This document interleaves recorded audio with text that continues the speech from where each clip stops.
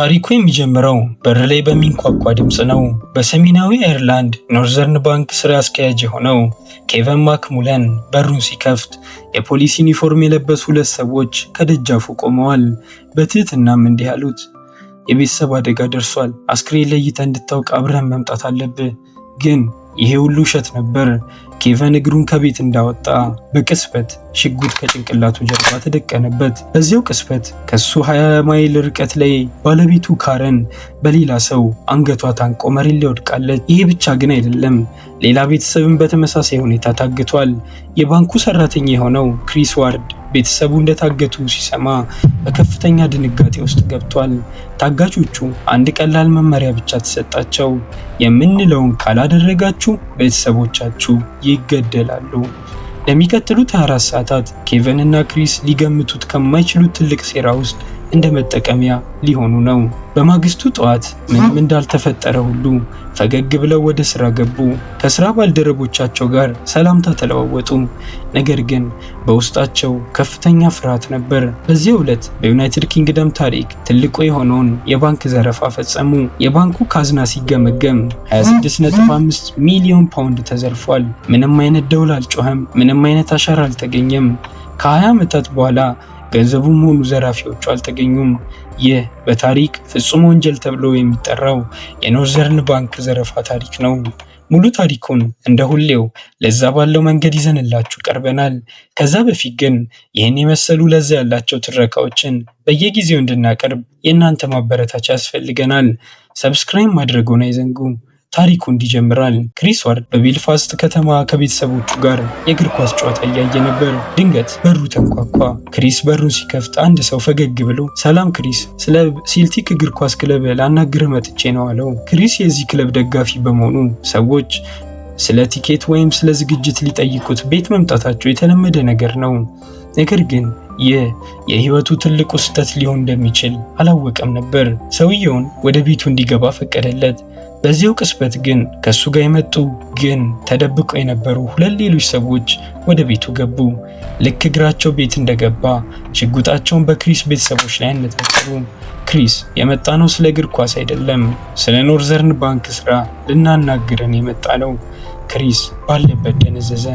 ዘራፊዎቹ እንዲህ አሉት፣ ማን እንደሆንክ እናውቃለን። ስለ አንተ ሁሉንም ነገር እናውቃለን። አንተን ለ24 ሰዓታት ይዘን እንቆያለን። ቤተሰቦች ደግሞ እዚህ ቤት ውስጥ በቁጥጥራችን ስር ይሆናሉ። መጀመሪያ የምታደርገው ነገር ቀላል ነው። የስራ ዩኒፎርምህን ልበስ፣ ከዚያም ሳትዞር ወደ ውጪ ወደሚጠብቅ መኪና ግባ።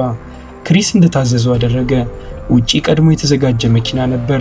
በመኪናው ውስጥ የነበረው ሹፌር በአንድ እጁ መሪውን በሌላ እጁ ደግሞ ሽጉጥ ይዞ ነበር። መኪናው የክሪስን ቤተሰቦች በአጋቾቹ እጅ ትቶ ወደ ጨለማው ፈተለከ። በተመሳሳይ ሰዓት ከ20 ማይል ርቀት ላይ የባንኩ ስራ አስኪያጅ ኬቨን ማክሙለን እና ባለቤቱ ካረን ሻይ እየጠጡ ቴሌቪዥን ይመለከቱ ነበር። በራቸው ተንኳኳ። በሩ ላይ የሰሜን አየርላንድ ፖሊስ ዩኒፎርም የለበሱ ሁለት ሰዎች ቆመዋል። ከነሱ አንዱ የኬቨን እና የካረን ስም የተጻፈበት ወረቀት ይዟል። ፖሊሶቹ ቤተሰብ አደጋ ደርሷል፣ አስክሬን ለመለየት አሁኑን መምጣት አለባችሁ አሉት። ኬቨን በድንጋጤ እግሩን ወደ ውጭ ሲያወጣ አንደኛው ፖሊስ ሽጉጡን ጭንቅላቱ ላይ ደቀነበት። በቤት ውስጥ ደግሞ ካረን ሳታስበው አንገቷ በኃይል ታንቆ መሬት ላይ ወደቀች።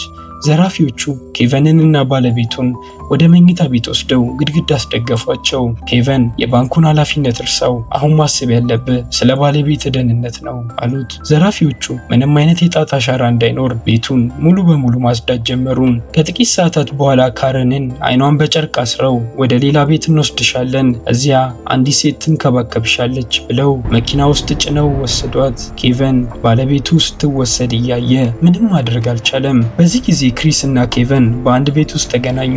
እጆቻቸው ታስረዋል። ዘራፊዎቹ መጡና እንዲህ አሏቸው፣ ቀላል ምርጫ አላችሁ። ከኛ ጋር ከተባበራችሁ ቤተሰቦቻችሁ በሰላም ይለቀቃሉ፣ ካልሆነ ግን ይሞታሉ።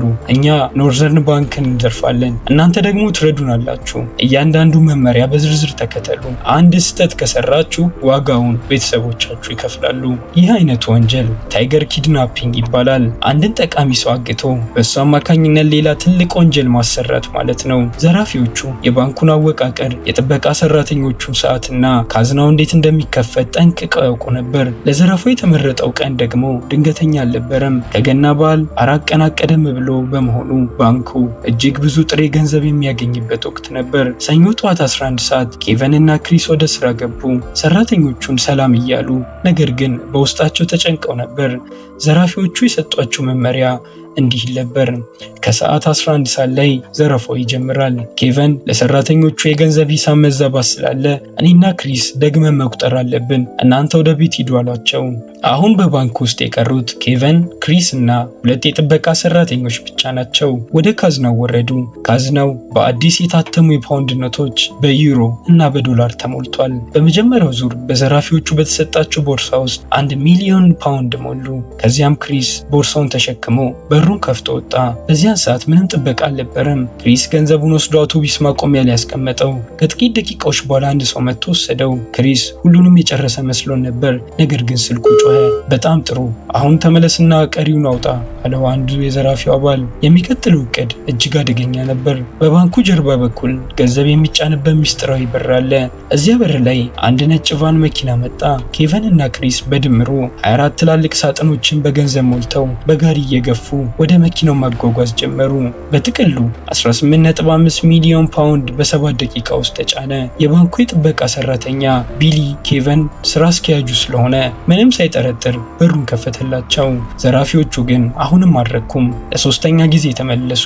በዚህ ጊዜ ደግሞ በ10 ሺዎች የሚቆጠሩ ያገለገሉ ኖቶችን በጥቁር ፌስታል እየተቀጠቁ 5.1 ሚሊዮን ፓውንድ ጨመሩ። በአጠቃላይ 26.5 ሚሊዮን ፓውንድ በዚያች ነጭ ቫን ተጭኖ ተሰወረ። ዘረፋው ካለቀ በኋላ በሚያስገርም ሁኔታ ራሱ ኬቨን ለፖሊስ ደውሎ ባንኩ ተዘርፏል ብሎ አመለከተ። ፖሊስ ሲደርስ ግን መኪናዋም ሆነ ዘራፊዎቹ የሉም። መላው ሰሜን አየርላንድ በድንጋጤ ተናወጠ። ፖሊስ መጀመሪያ የጠረጠረው ራሳቸውን ሰራተኞቹ ነበር። እንዴት አንድ ስራ አስኪያጅ ይህን ያህል ገንዘብ ሲወጣ ዝም ይላል በሚል ኬቨን ማክሙለን ታሰረ። ለ1 ዓመት ያህል ምርመራ ቢደረግበት ምንም አይነት ማስረጃ አልተገኘም። በኋላም ክሪስ ዋርድ ታሰረ። የስራ ፕሮግራሙን ለዘረፋው እንዲመች ቀንሶታል ተባለ። ነገር ግን በ2008 ፍርድ ቤቱ ክሪስ ንጹህ መሆኑን አረጋገጠ። ዛሬም ድረስ ያ ገንዘብ የት እንደደረሰ አይታወቅም። ዘራፊዎቹ እነማን እንደሆኑ በውል አልተለየም። ፖሊስ ብዙ ሰዎችን በገንዘብ መስረቅ ወንጀል ቢይዝም ዋናዎቹ የዘረፋው ፈጻሚዎች ግን እንደ ጉም ታነው ቀርተዋል። ታግተው የነበሩትስ ቤተሰቦቻቸው ደስ የሚለው ነገር በሰላም ተለቀቁ። ነገር ግን የደረሰባቸው ስነ ልቦናዊ ጠባሳ ለዘላለም አብሯቸው ቀረ። የኖርዘርን ባንክ ዘረፋ በቴክኖሎጂ ዘመን የተፈጸመ ነገር ግን በአሮጌ ስልት ማለትም ሰውን በማገት የተሳካ እጅግ አስገራሚ ወንጀል ሆኖ በታሪክ ተመዝግቧል። ይህንን አስገራሚ ታሪክ እስከ መጨረሻው ስለተከታተላችሁ እናመሰግናለን። ቪዲዮውን ከወደዳችሁት ላይክ ማድረጋችሁንና ይህን የመሰሉ ለዚያ ያላቸው እንዲሁም ለጆሮ የሚስማሙ ትረካዎች እንዲደርሷችሁ ሰብስክራይብ ማድረጋችሁን አትርሱ። በቀጣይ ቪዲዮ እስክንገናኝ ሰላም ቆዩ።